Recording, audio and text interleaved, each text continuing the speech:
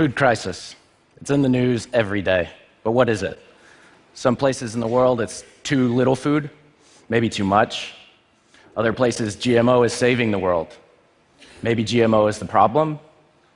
Too much agricultural runoff, creating bad oceans, toxic oceans, attenuation of nutrition. They go on and on.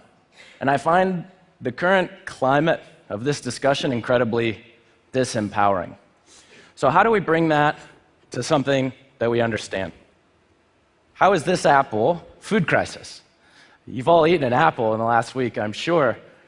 How old do you think it was from when it was picked? 2 weeks? 2 months? 11 months. The average age of an apple in a grocery store in the United States. And I don't expect it to be much different in Europe or anywhere else in the world. We pick them, we put them in cold storage, we gas the cold storage. There's actually documented proof of workers trying to go into these environments to retrieve an apple and dying. Because the atmosphere that they slow down the process of the apple is also toxic to humans. How is it that none of you know this? Why didn't I know this? 90% of the quality of that apple, all the antioxidants, are gone by the time we get it. It's basically a little ball of sugar.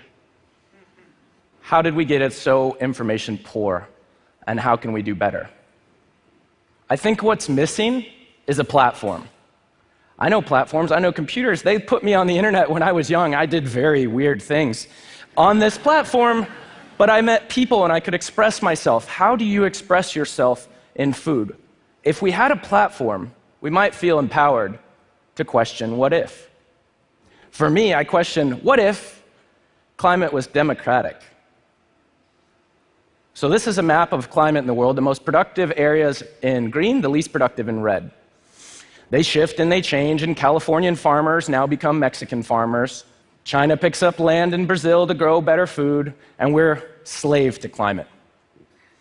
What if each country had its own productive climate? What would that change about how we live? What would that change about quality of life and nutrition?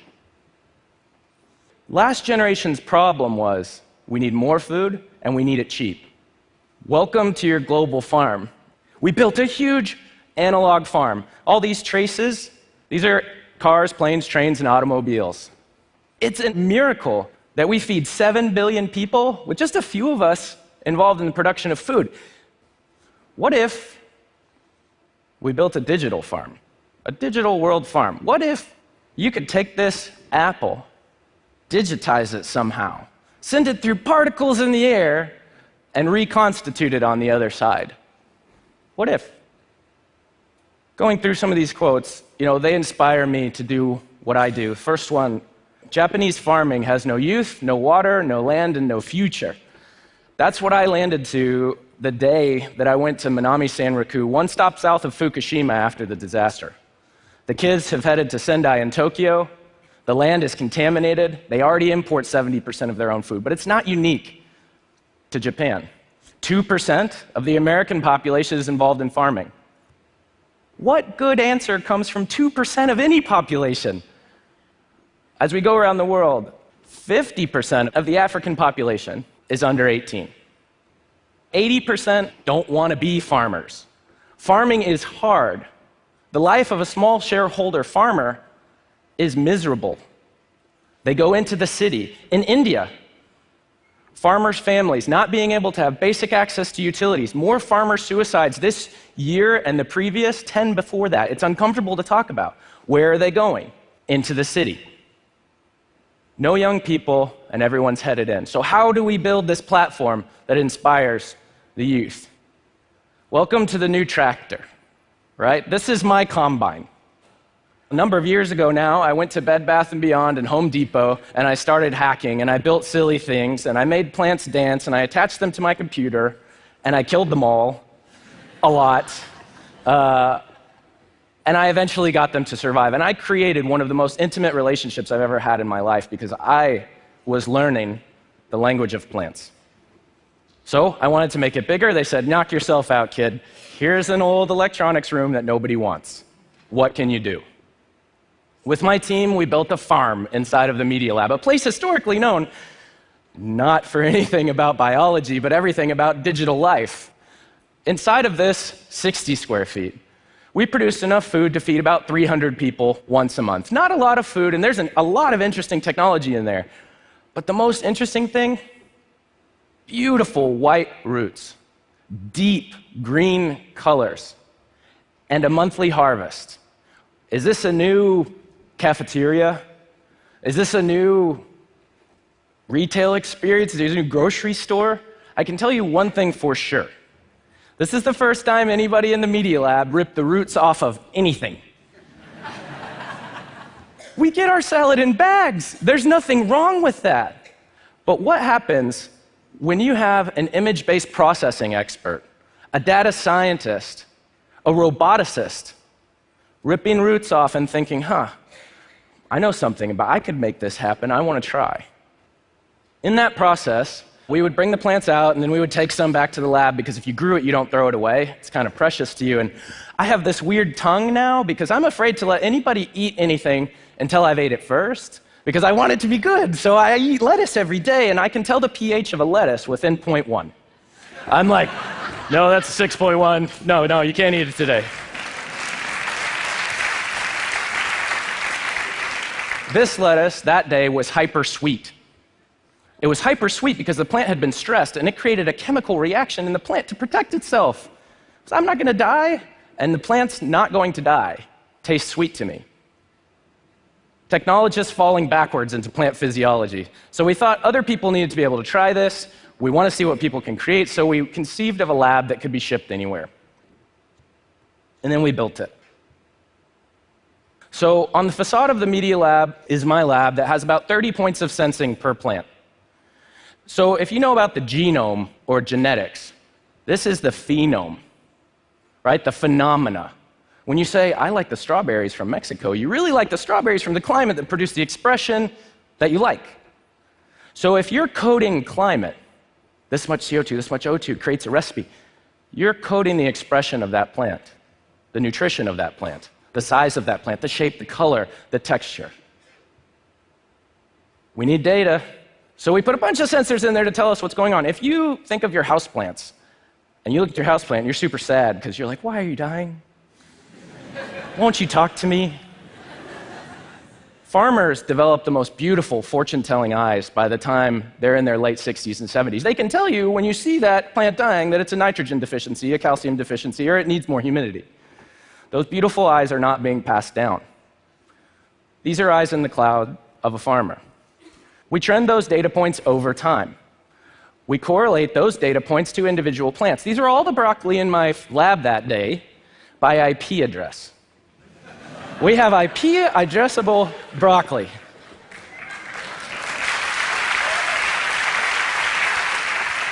So, if that's not weird enough, you can click one and you get a plant profile. And what this tells you is downloadable progress on that plant, but not like you'd think. It's not just when it's ready. When does it achieve the nutrition that I need? When does it achieve the taste that I desire? Is it getting too much water? Is it getting too much sun? Alerts. It can talk to me. It's conversant. We have a language. I think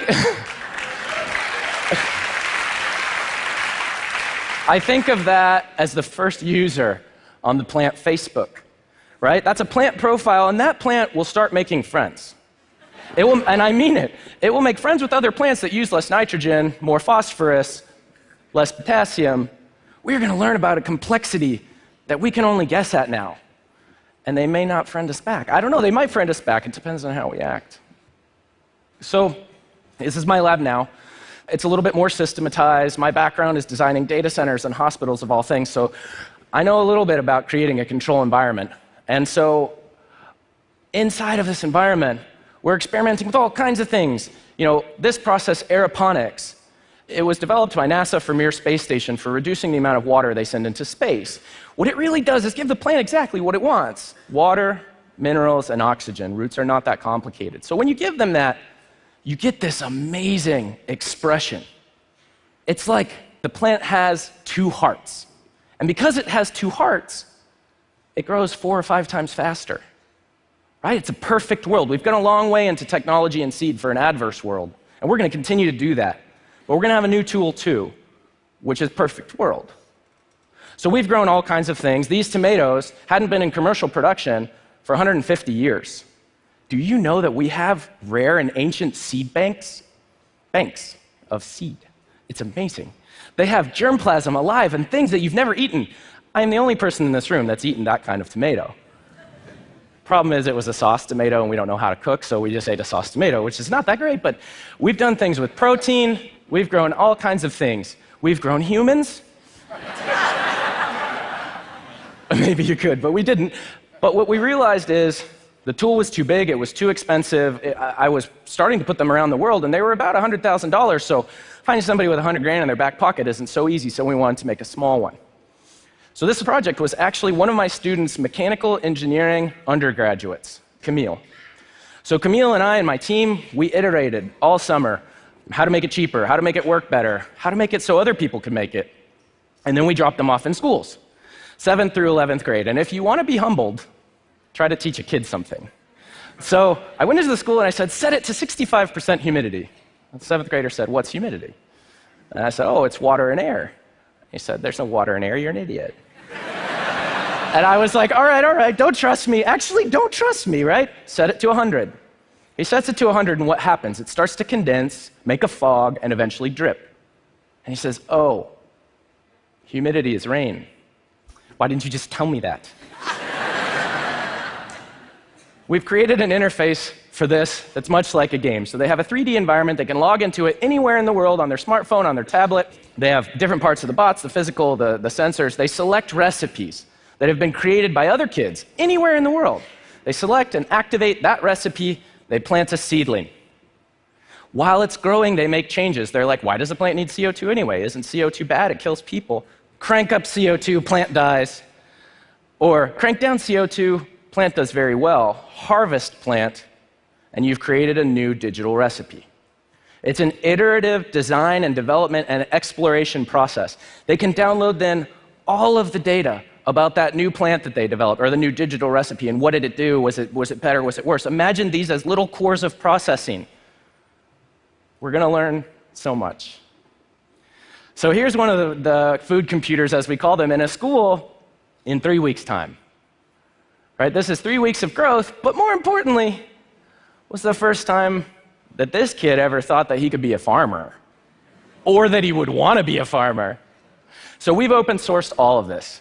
It's all online. Go home, try to build your first food computer. It's going to be difficult. I'm just telling you, we're in the beginning, but it's all there. It's very important to me that this is easily accessible. We're going to keep making it more so. These are farmers.